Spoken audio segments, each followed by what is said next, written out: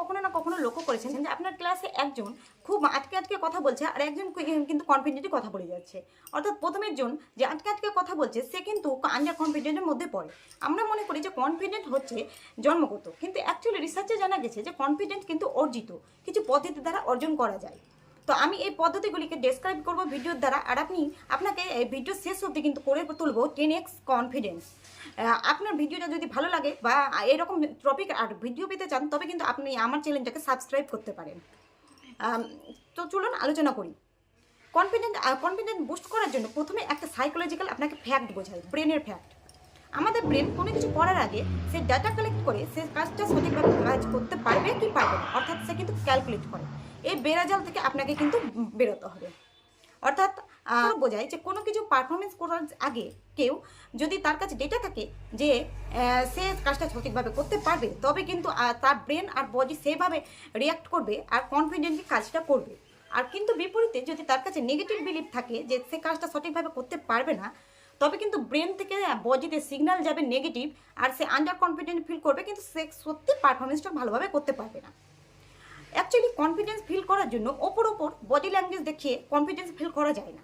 Confidence কিন্তু আমাদের ভিতরকার, আমাদের ভিতর থেকে বিলিফ সিস্টেম চেঞ্জ করে কিন্তু আমাদেরকে কনফিডেন্স ফিল করতে হয়। আমি এই কনফিডেন্স পদ্ধতিগুলিকে 3টি স্তরে ভালোভাবে ব্যাখ্যা করেছি আর ভালোভাবে বুঝিয়েছি। প্রথম স্তর হচ্ছে মিরর টেকনিক। আপনি কনফিডেন্স ফিল করার জন্য বা কোনো কিছু করার আগে যদি ফুল লেন্থ একটা আয়নার সামনে দাঁড়িয়ে বারবার সেটাকে রিনফোর্সমেন্ট করতে পারেন, তবে আপনার ব্রেনের কাছে সিগন্যাল যায় যে এই সিচুয়েশন কিন্তু নর্মাল।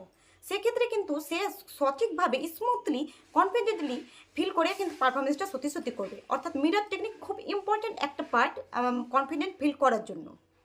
দ্বিতীয়ত, আপনি আই কন্ট্যাক্ট। আপনি কোনো কিছু করতে যাওয়ার আগে যদি যার সঙ্গে কথা বলছেন, বা উদাহরণস্বরূপ বোঝায় কোনো চাকরির পরীক্ষায় গিয়ে আপনি ইন্টারভিউয়ের সামনে বসে যদি ইন্টারভিউয়ের চোখে চোখ রেখে কথা বলতে পারেন, তবে কিন্তু আপনার বডি ল্যাঙ্গুয়েজ কনফিডেন্টের মধ্যে পড়ে। আর ইন্টারভিউয়ের কাছে মেসেজ যায় যে আপনি অনেক কিছু জানেন, আপনি কনফিডেন্ট, তখন কিন্তু চাকরি হওয়ার চান্সটা বেশি থাকে। সেক্ষেত্রে বলি, আপনি যদি চোখে চোখ রেখেও কথা না বলতে পারেন, তবে কিন্তু চোখের মিডল পয়েন্ট তাকিয়ে যদি কথা বলতে পারেন, তবে কিন্তু খুব কার্যকরী হয়। অর্থাৎ সে মনে করে যে চোখে চোখ রেখেই কথা বলছেন।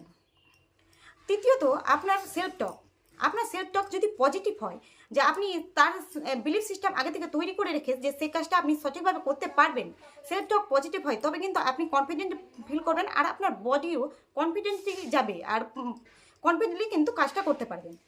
বিপরীতে যদি আপনি নেগেটিভ সেলফ টককে জড়িয়ে থাকেন, তবে কিন্তু আগে কনফিডেন্ট ফিল করার জন্য নেগেটিভ সেলফ টককে বদলে কিন্তু পজিটিভ সেলফ টকের রিনফোর্সমেন্ট করাটা উচিত।